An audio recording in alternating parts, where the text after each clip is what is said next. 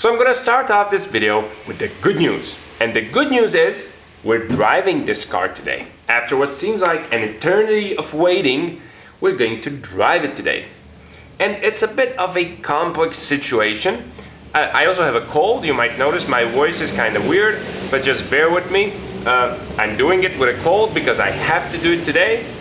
As I said, it's a complex situation, so if you bear with me, I'm gonna explain everything. Now, it's spring already. It's raining outside and it's kind of nasty, but it's spring already, and I should have driven this car maybe 2 or 3 weeks ago, sooner than today. Now, where should I start?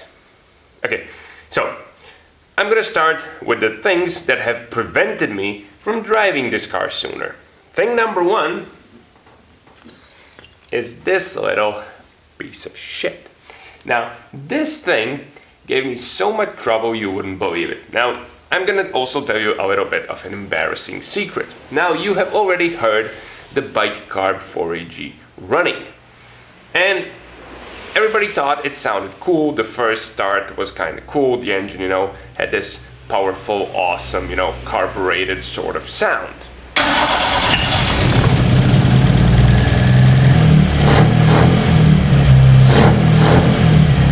But here's the deal. Every time you heard the bike CARB 4AGE running, it was actually running on 2 cylinders. And a lot of people heard the engine running, and nobody, nobody could, hear it was running on 2 cylinders. I even had some people, hear it first person, some people that are a lot more experienced with engines than me, that've been through dozens and dozens of engines and rebuilds, and nobody could hear, just from the, listening to it for a few minutes, nobody could, realize it was running on 2 cylinders. A few experienced people told me, it's running kind of weird, it revs up pretty slow for what it is, so something's wrong.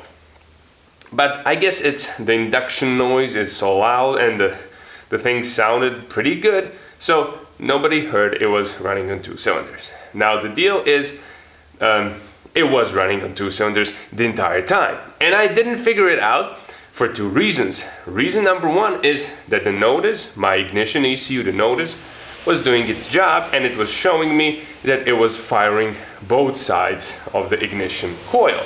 So you could see that on the notice very clearly.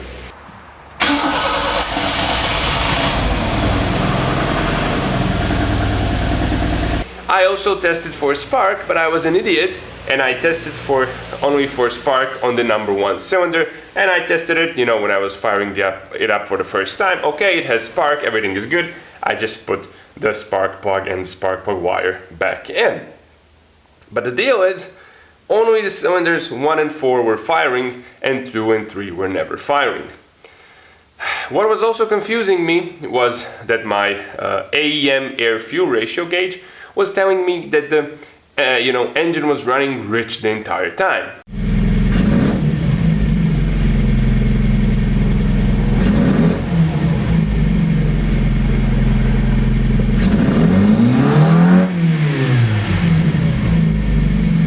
And here's the deal, I have the stock exhaust manifold, and my O2 sensor is plugged in somewhere around, at the 4th exhaust runner, which is where the stock O2 sensor used to be, the stock Toyota Denso O2 sensor was, and it has the same thread, so I plugged in the AFR wideband sensor in there, and it was telling me it was running rich the entire time. And I was actually suspecting, it was just telling me what the 4th cylinder was doing, so I thought, as a reference, that's what pretty much all the other cylinders were doing. And it was telling me that the 4th cylinder was running rich the entire time. And what it was actually telling me is that there was unburned fuel, raw fuel coming from cylinders 2 and 3. It was picking it up, but I could never figure it out because the engine sounded okay, and the car was pulling, I said pretty okay, I guess. It was slow, really, really slow, but I just thought, it's too rich and I have to mess with the carbs. So I spent weeks messing with the carbs, trying to figure out why was it running too rich, when actually the problem was this. Now, I actually drove the car once before, and what we're gonna do today isn't going to be the first drive. And what I did was illegal, but I had to drive the car. I had to see what was going on. I had to take just a really short drive, and I basically took a super short drive for 500 meters just in front of my garage, back and forth, just once full throttle in second gear, and that's it. 500 meters and back. But it was illegal because this is not a registered car. It didn't have any plates, nothing. So actually, I never, published that footage. So right now, I'm gonna show you the footage of the official first drive, which was horrible and on 2 cylinders. Okay. Garage is locked. Choke cable tie has been cut off. I'm gonna put my seatbelt on. We're gonna turn the headlights up, and we are going to do this. So fingers crossed, no cops. It's gonna be short. This car has no alignment. It has nothing. So I'm gonna be slow, kinda slow, because it's unsafe. So, I am kind of scared, I have to be honest. Okay, there's traffic. Come on, traffic. Come on. Oh crap, there's a truck. Let's back up. This didn't rattle this much before.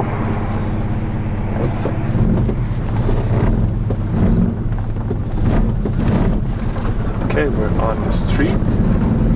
We are officially breaking the law. Okay, we are super slow. Super slow. Car is running like shit.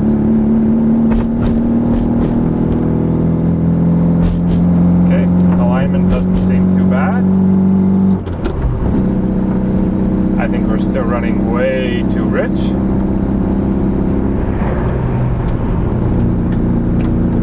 So, we have reached our little U-turn.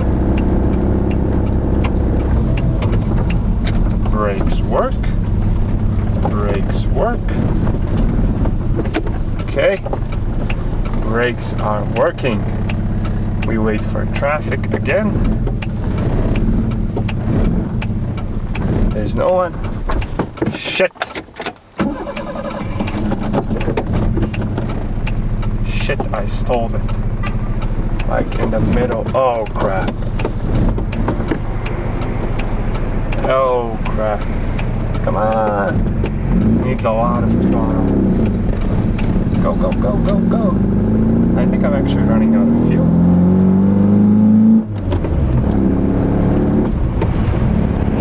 Okay, now I'm gonna hit the throttle and see what happens. Okay, this is full throttle. Idiotically rich.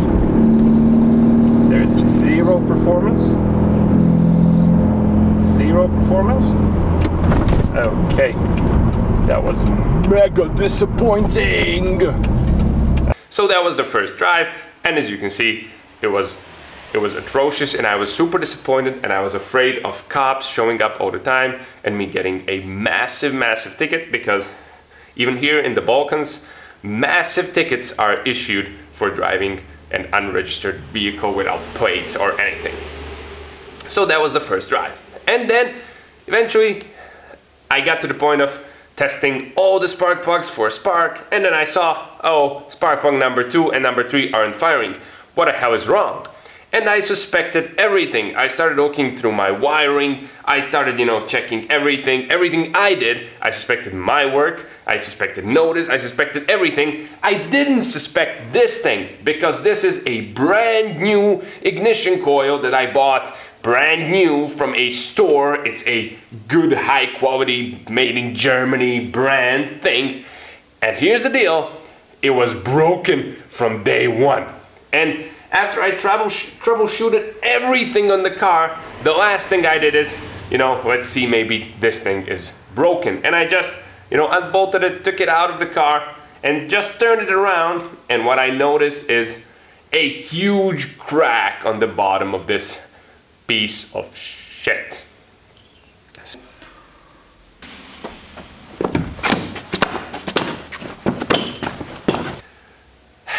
This was the culprit. I went out, bought another ignition coil, a different one, put it in the car, it fired up, and it was running on 4 cylinders right away. It was a world of difference, a totally different car.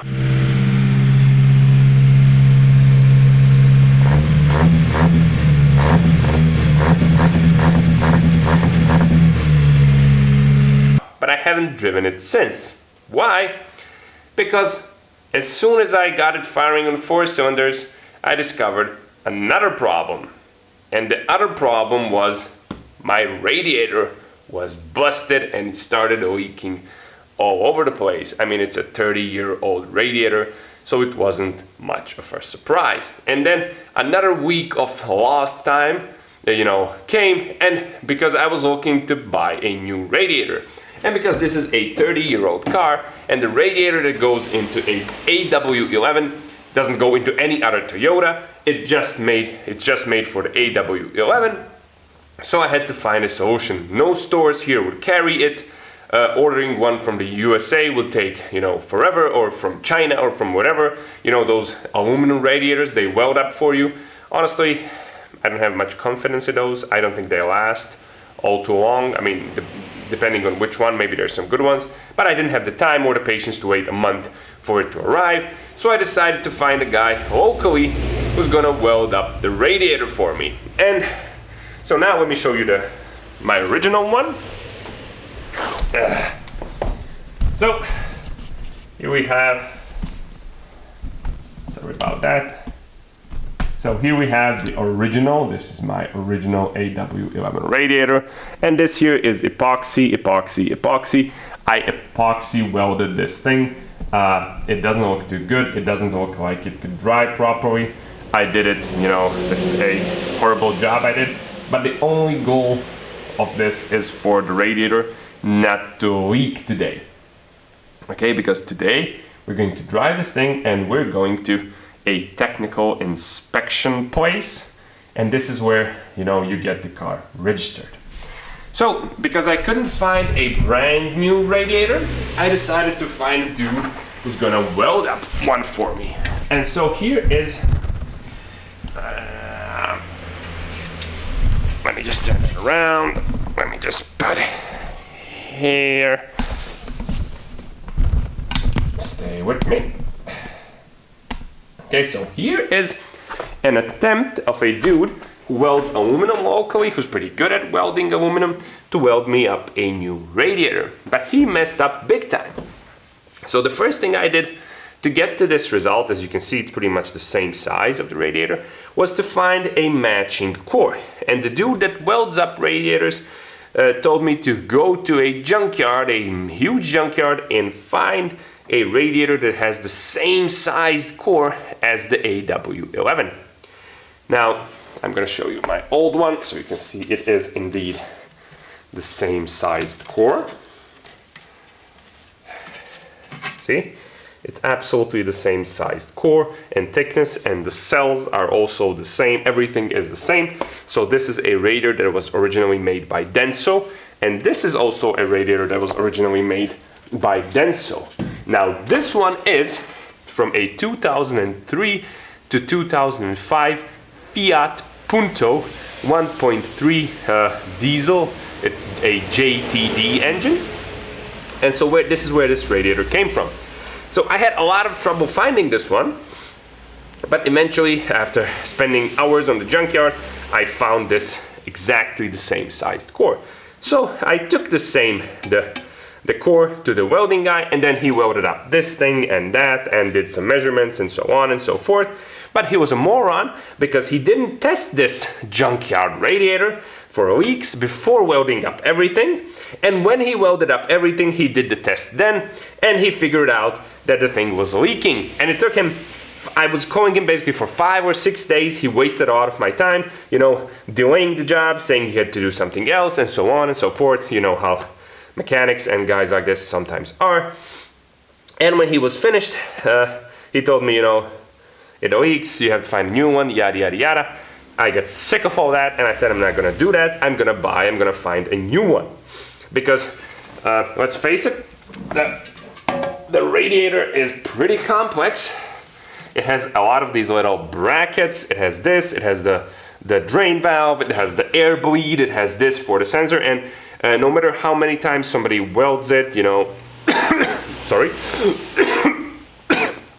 As I said, I have a cold. So, no matter how many times somebody makes one of these, there are often going to be fitment issues with these sort of welded up from scratch radiators. So the best thing you can do is to get a new one. But as I said, none of the stores carry it. So after looking for a long time, I actually ended up talking to basically a director of a local company here who does radiators for buses and something. And he was, you know, he found my case of the restoring an old car interesting and so on and so forth. So he called me up to his office and we sat down and he got the phone and he called people he knows in Europe that do radiators. And he managed to find a brand new old stock radiator that was sitting somewhere in the Netherlands. So it's a radiator made by a company called NRF, which means the Netherlands Radiator Factory. And they make radiators and he knows them, and he managed to also find a way for the radiator to be shipped here quick. So basically I'm getting a brand new radiator on Thursday. This Thursday, today is a Monday. So I'm getting it one on Thursday or Friday. And it's going to be a brand new one, not made from aluminum, but made from copper, like the original one. And it should last a very, very long time. Let's face it, this one is really a high quality unit because it lasted for 30 something years, 30 plus years without any leaks. So we're getting a new one.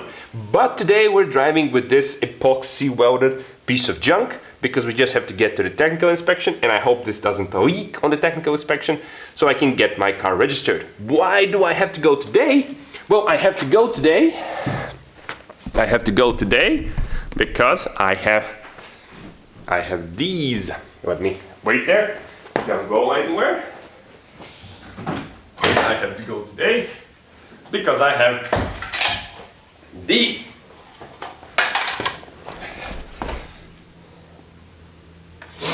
Okay, so what these are actually called, temporary plates. And these are actually the only way here for a car that isn't registered to be driven on the road and to be able to get to a technical inspection. The other way is to actually pay a tow truck to put you on the truck and drive you there, and that is a lot more expensive. This is a lot cheaper. So I have these, but they are valid only for 5 days. And I got them in advance because the guy welding up the radiator told me it's gonna be done in a few days, and I got them in advance, and they expire tomorrow. And the new radiator isn't coming, before these expire. So I'm gonna put the junk radiator in, hope for the best, and drive there to get the technical inspection completed. Now, the technical inspection isn't as strict as in some countries. You know, they do emission tests, they check your brakes, they check your brake lights, they look for, terminal rust on your car and stuff like that. But it isn't super, super strict. And if the radiator doesn't leak, a lot, I should be okay. If it leaks a little bit, they probably won't notice. It's just gonna be tiny little droplets like before, and they won't notice, and I should be okay. If they notice, I don't know, it's gonna be fun. So I'm kind of afraid. I'm also excited.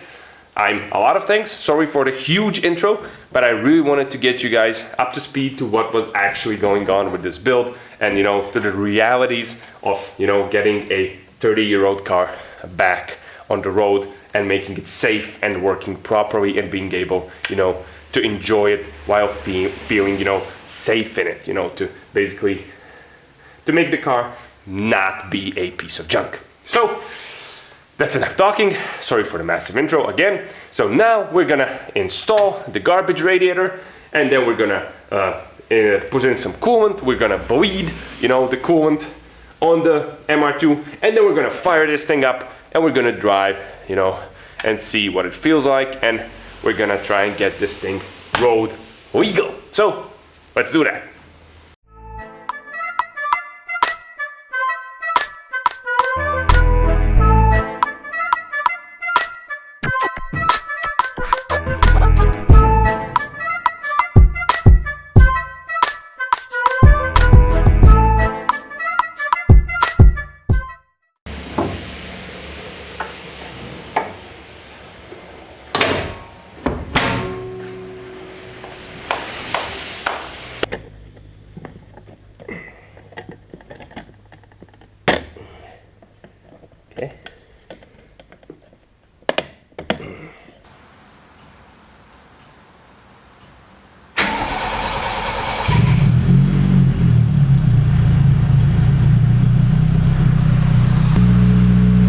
Let's see if the radiator is leaking.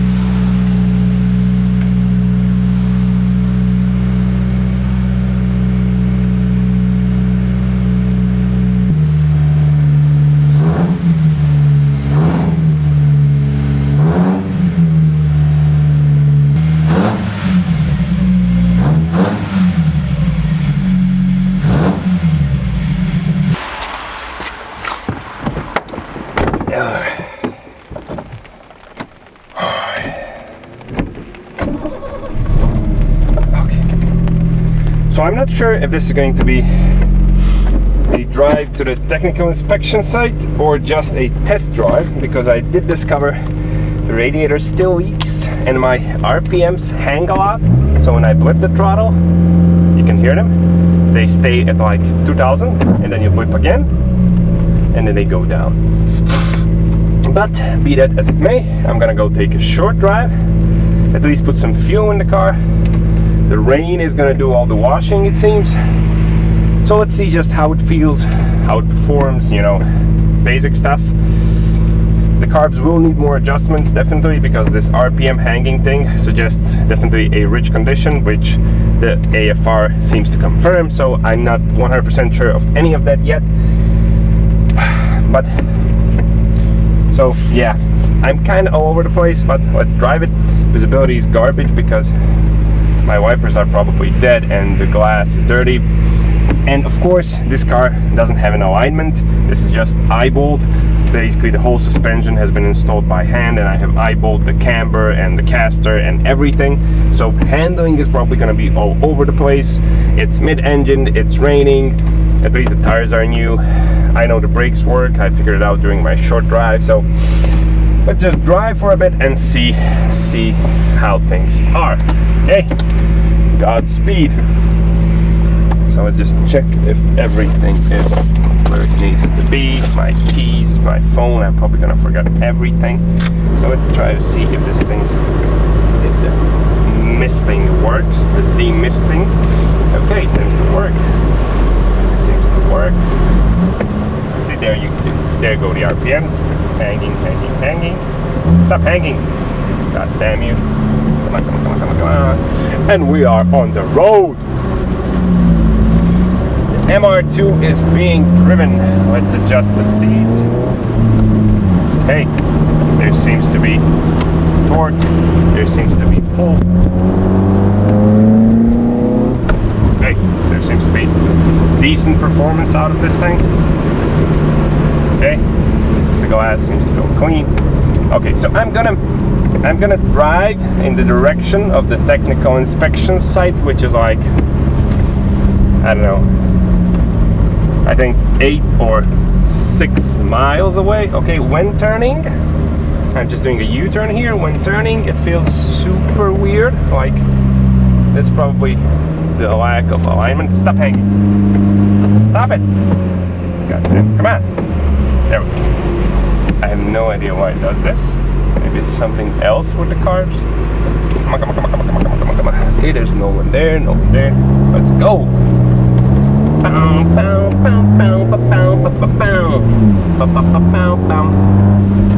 I mean, even if it isn't perfect, it's definitely not perfect, but it still feels pretty cool. Okay, we're going rich at full throttle. I do not dare go over 40 because it feels super weird, like the steering is letting go. Okay, the heating works great. Okay, let's put in some fuel in this thing. And let's keep driving. Okay, so far so good. I'll probably be stopping along the way, monitoring the situation when it comes to the coolant level, because we do have a leak, and also monitoring things when it comes to everything else, and most importantly, you know, fuel. So at very little throttle, we have decent AFRs when the throttle isn't applied too much. So now I'm driving with a very light throttle, and the car feels okay. It feels like it's driving itself. You don't even need to add throttle. I think my throttle cable also might be causing some issues here that will definitely need fixed. Okay, so there is a lot of things we need to, you know, settle. Okay, brakes also work pretty well. Pretty well. Okay, the AFRs seem to be improving a bit, or I'm running out of fuel, so there isn't a lot of fuel there. So we're gonna fill up really quickly. Come on, come on, come on. So this is my horn. Does it work? No? Okay, I have no horn. No horn! The RPMs hang a bit. There seems to be a fuel-y smell. But we're good, we're still good. There is a gas station nearby, so that's where I'm gonna top up the fuel. We're gonna put maybe half a tank or something. Stop hanging. Did it stop? No, we're at 2,000 now. 2,000 RPMs. I'm probably just gonna keep talking like this because, sure, okay, we're at 14 now. Those are decent AFRs. We are, come on. There we go, go down there. Okay, we're almost at 1,000 RPM, 1,100 now, and the AFRs are much worse. So, pilot jets or something? I have absolutely no idea.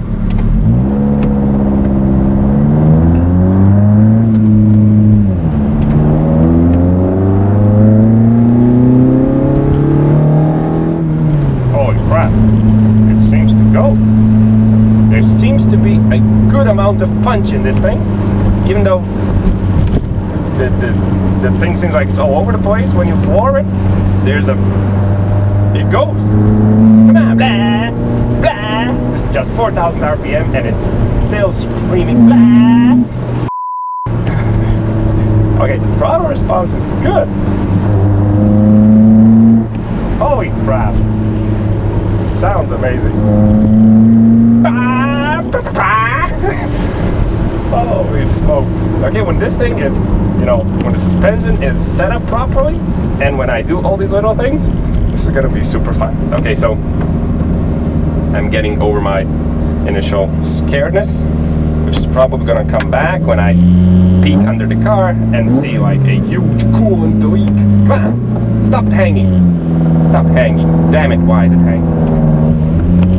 I'm actually suspecting the throttle cable now because it feels kind of like a throttle cable and not just an overly rich condition. Look, I'm not pushing the throttle. I'm not pressing the throttle, and the car is going. Look, it's it's a throttle cable. It's the goddamn throttle cable. I'm almost 80% certain. Okay, let's put in some fuel in this thing. Let's amaze the attendants of the gas station. Look what I own. It's an ancient piece of garbage from the 80s. Come on, piece of garbage. Let's park it. Now we're gonna close the pop-ups. Behold, a museum piece. Stop hanging. You're embarrassing me. I'm just gonna kill you now. See? Shut up. Okay? So, which is the... Okay.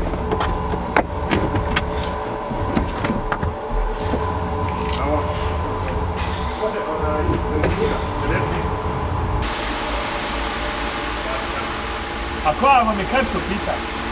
Jel mjesto? Nije pita. ako je majstor ima naka popuć nešto.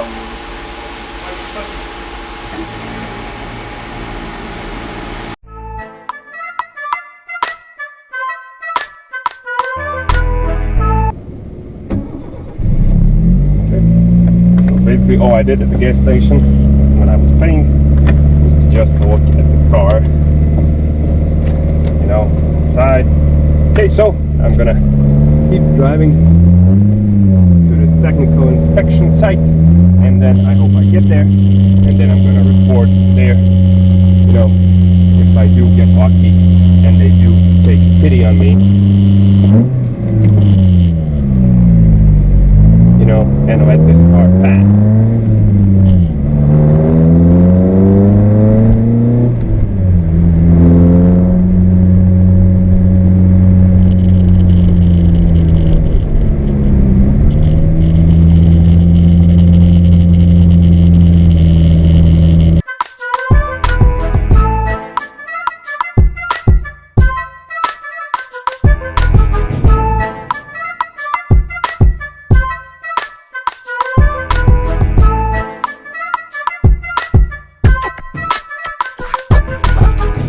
Okay guys, so the technical inspection is complete and I have miraculously passed. And I think what actually saved me was the rain, because all the rain droplets that were underneath the car actually completely hit any sort of coolant, you know, droplets that were you know, on the radiator support that I saw them when I was taking a look. So the guys doing the technical inspection didn't notice the coolant leak at all, so I was lucky. The car was really loud. That was borderline. They kind of didn't like that, but they don't really care. As I said, it's not really as strict as you know, as it is, for example, maybe in California or somewhere else. So I have passed, and the car will be road legal pretty soon. The good news is that the brakes work really well. Handbrake works great. I did all of that myself, so I'm really proud of that. What else? They wouldn't let me record anything, no camera at all at the technical inspection site. So all I'll give you is this little photo, a few photos from the car right at the exit of the technical inspection site. So anyway, I'm super happy we passed. Another thing, why I passed, even though the car was polluting a lot because it's running rich, is that this car is going to fall into the sub-zero, actually sub-1, below 1 pollution emission category thing. And because in my papers from the car, it says that it never had a catalytic converter. And because it never had that, I'm actually allowed to pollute a lot. So I fell into, you know, how much a car in a below 1 category can pollute. So that's good. As you can see, I'm pretty damn excited. I'm pretty happy. My temporary plates, you know, I didn't lose them. They didn't fail. So they did their task, and the car is going to be road legal pretty soon. Something just fell on the windshield. I don't know if it's parts of the car. So yeah, that's pretty much it. I was thinking about getting an alignment, but I'm not gonna drive it too much. I'm gonna go back to the garage because I do not want to drive with these sort of too rich AFRs for too much, you know. I don't think the car is running in a perfect condition. That was my wiper. My wiper just fell off. Okay, yes, I was right, something fell off. The screw from the wiper fell off. So yeah, it is a piece of junk. It's falling apart literally. So now we're going to the uphill section. This hanging thing is really killing me. And you see, people are really stupid. They just line up next to each other so nobody can turn. Look at that. Aren't you even thinking? So I don't have a horn. I would use it right now if I had it. So anyway, I don't think there's a lot of my battery left. So I'm gonna actually, you know, preliminarily end the video here. As always, thanks a lot for watching. Stay tuned. There's gonna be a lot more fun stuff really soon. The car's gonna be road legal. There's gonna be carb tuning, in-depth stuff, and so on and so forth. Right now, I'm happy. Mission accomplished for today. So we're going uphill. As you can hear, the car is really showing, you know, its spirit. Come on, come on, come on, come on, come on, come on. That was... I just took the right of way from a person getting their license. So yeah, that's pretty much it for today. I'm gonna end the video with some, you know, nice, oh shit, with some, I forgot about the wiper. Okay, I think it flew away from the car. Anyway, I'm gonna end it with a bit of driving footage. I'm happy, as I said, mission successful. I think it's the third time. Thanks for watching. I'm repeating it. Yeah, excitement is making me a horrible video presenter today. So again, I'll be seeing you soon on the D4A channel. Enjoy a few seconds of, you know, bike carb untuned, too rich driving sounds.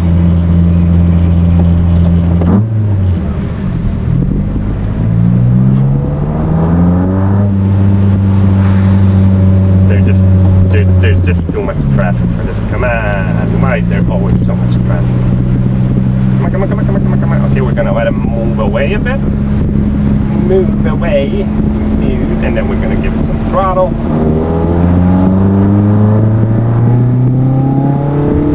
There we go. Shit! Oh, this is good. It's unbelievably fun to get it into high RPMs and then let go, you know, the throttle and then, you know, hit it. Car feels incredibly powerful when you do that.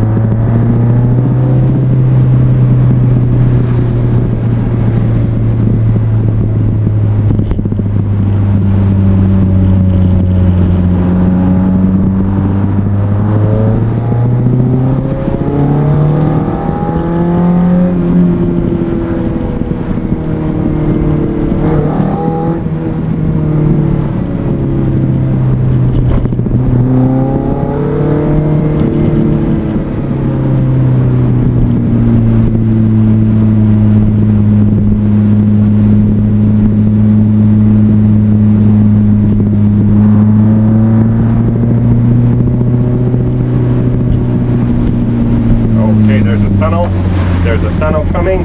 Let's open the windows. There's a tunnel coming.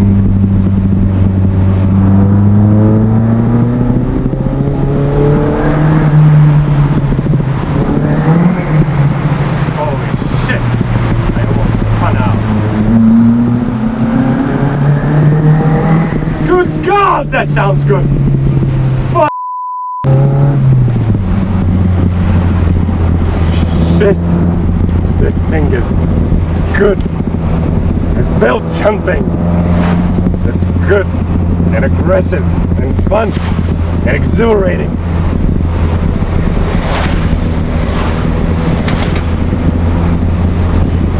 everywhere I touch something falls off.